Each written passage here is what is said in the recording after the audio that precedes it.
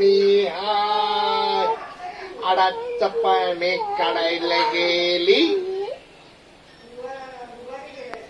धपकन पडली. आडाचं पाणी काढायला गेली, धपकन पडली. लहान मटकी बावली, मोठी तिची सावली.